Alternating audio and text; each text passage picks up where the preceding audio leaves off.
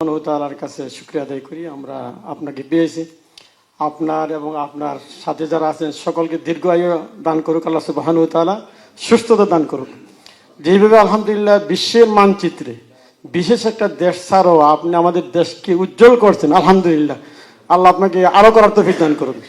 পাশাপাশি দ্রব্যমূল্য যেভাবে কন্ট্রোলে নিচ্ছেন স্যার, রমজানে যেখানে গত 24-এ 180 টাকা কেজি পেঁয়াজ খেয়েছি, আর এখন শুধু 50-60 টাকা খাইছে মানুষে, আলহামদুলিল্লাহ। আল্লাহ সকল মানুষের দোয়া আপনার প্রতি রইল।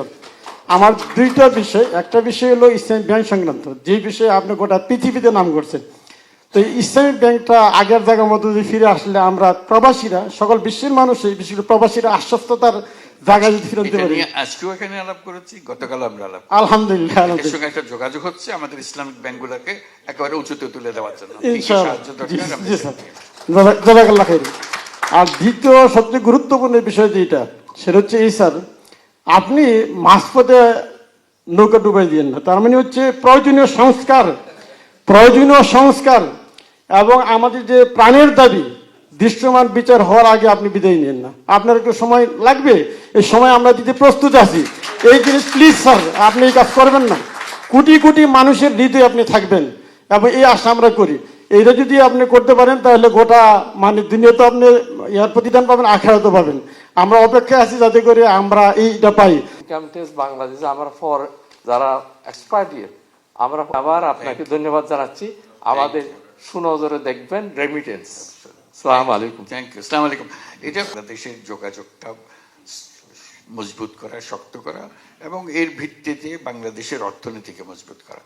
যে আপনাদের কি কি দরকার, কি কি বিষয়, সেগুলো আমাদের প্রতিনিয়ত শুনতে হবে, একবার না, প্রতিনিয়তভাবে শুনতে হবে যে কি হচ্ছে। যেহেতু করে আপনাদের রাস্তায় সহজ করে দিলে আমাদের জন্য জিনিসটা মঙ্গলজনক হবে। যেহেতু আপনারা যা করছেন, এটা আপনারা হয়তো আসার সময় মনে করেন না যে দেশের মঙ্গলের জন্য আসতেছেন, নিজের চাকরি বা নিজের ব্যবসার জন্য এসছেন, কিন্তু আপনারা বড় রকমের সহায়তা করছেন। বিশেষ করে এই বিপদের দিনে আপনারা না দাঁড়াইলে বাংলাদেশ সোজা হয়ে দাঁড়াতে পারত না। আপনারাই তারে শক্ত করে রাখছেন এই পর্যন্ত, যে মজবুত হয়েছে। এই যে ফয়জুল একটা বলবে নাকি কি করছো তোমরা এই টাকা দিয়ে, এটা বলো যে কত পয়সা আদায় করে, যে দেনা শোধ করলে এটা বুঝতে হবে। আমার শুধুমাত্র বিদ্যুৎ জ্বালানি খাতে মানে বকেয়া, মানে এলএনজির পাওনা, তারপরে তেলের পাওনা টাকা শোধ করতে পারতেছিলাম $3.2 বিলিয়ন ছিল।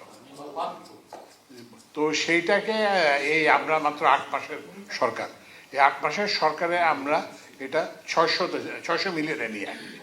তো এইটা পরিশোধ করার আপনাদের সহায়তার জন্য আর কি। তারপরে এছাড়াও অন্যান্য বিভিন্ন কাজে আপনাদের এটা, ওই জন্য আপনাদের উপরে কিন্তু আমাদের অর্থনীতি নির্ভরশীল। জি জি, আমাদের রিজার্ভ বাড়ছে। তারপর আমরা যে বাইরে থেকে যে আমরা চাপ দিত IMF তাদের সঙ্গে আমাদের যে কথাবার্তা বলার আমাদের একটা শক্তি বাড়ছে। একটু মনে করে কাতারের কত পাওনা ছিল, যে আজকে যে গলা ফুট কাতারে এই যে আসতে পেরেছে তাদের প্রতিটি পয়সা শোধ করে। কাতার থেকে আমরা এলএনজি কিনি লং টার্ম কন্ট্রাক্টে। তো $254 মিলিয়ন এরকম একটা পাওনা ছিল। তো আমরা যেহেতু স্যার যেহেতু আসবেন, স্যারের যাতে মুখ থাকে এবং ওদের সামনে যাতে আমরা আপনাদের পক্ষে ইয়ে হয়ে দাঁড়ায় থাকতে পারি, আমরা আশা এই যে গতকালকে আমরা সব টাকা পরিশোধ করি, এখন আর 1 টাকাও নাই। এবং আমাকে কাতারের যে মানে এনার্জি যে মিনিস্টার, সে সাদ, আমাকে ইয়েতে হোয়াটসঅ্যাপে ধন্যবাদ জানাইছে যে ওরা এটা এত তাড়াতাড়ি এটা আশা করে না। এটা আপনাদের সহায়তার জন্য এটা সম্ভব হয়েছে। আপনাদেরকে অসংখ্য ধন্যবাদ। জোরে হাততালি।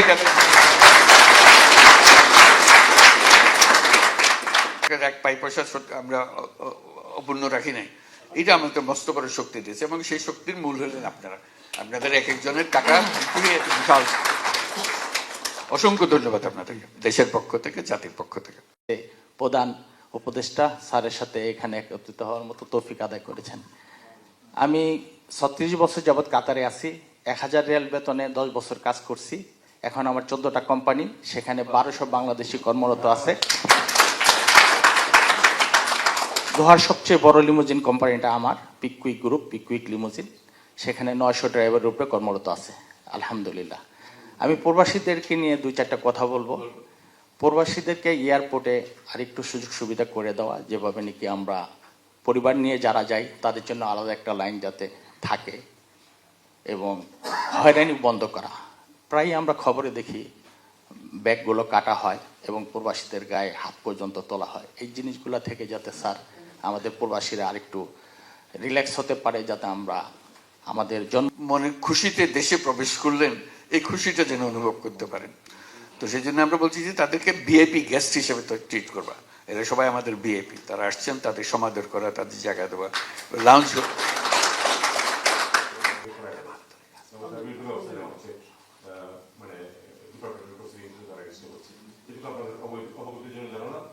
আর ইমিগ্রেশন কিন্তু আপনাদের আলাদা লাইন আছে, এবং আমি দেখেছি মোটামুটি, কিন্তু আমি কয়েকদিন আগেও তো সাধারণ মানুষ, আমি কিন্তু ভিআইপি ব্যবহার করতাম না, আমি কিন্তু সাধারণ লাইন দিয়ে যেতাম, 500 বেশি লাগতো পার, মানে ওই ইয়াটা পার করতে। মোটামুটি কিন্তু এখন ইমিগ্রেশন অনেকটা সহজ হয়ে আছে।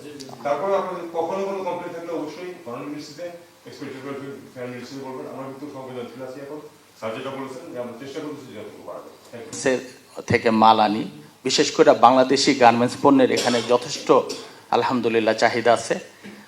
আমাদের পার্শ্ববর্তী দেশগুলো থেকে কার্গোতে মাল আনার ব্যাপারে প্রাইসটা অত্যন্ত কম। সেটা অনেক বাড়ানো হবে, যেহেতু আমাদের বহু মাল আসবে এখন।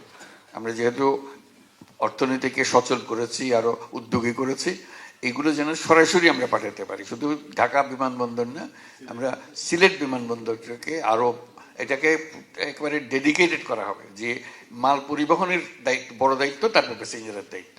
1 নম্বর দায়িত্ব হলো মাল পরিবহন। চট্টগ্রামকেও সেটা করা হচ্ছে, যে ওখানে মাল পরিবহনটুকু আগে প্যাসেঞ্জার নিয়ে ব্যস্ত, মালের দিকে খেয়াল করতো না। এটা যেন এটা অপাঙ্ক্তীয় একটা জিনিস। আমরা বলছি যে না, সেটা খুবই গুরুত্বপূর্ণ, কারণ আমাদের পুরো অর্থনীতি চলতেছে, কত মাল আমরা পাঠাতে পারলাম, কত সস্তায় পাঠাতে পারলাম। সস্তায় পাঠাতে না পারলে আমাদের জিনিস মানুষ কিনবে না। তো আমরা এই দাম তো গ্রাহকের কাছ থেকে আমার নিতে হবে, কাজেই ব্যবসায়ী আর কাজ করতে পারবে না। আমাদের কাজগুলো যত কমানো যায়, আমরা একেবারে টপ প্রায়োরিটি দিয়েছি। এটা জোরে সোরে কাজ হবে। সেটার জন্য কিভাবে করবে, আমরা বিভিন্ন কোম্পানির সঙ্গে আলাপ করছি, যে পরিবহনটাকে আরো মজবুত করা, দ্রুত করা, সহজ করা, এটাই আমাদের মূল কাজ। এটাকে না হলে অর্থনীতি চলবে না।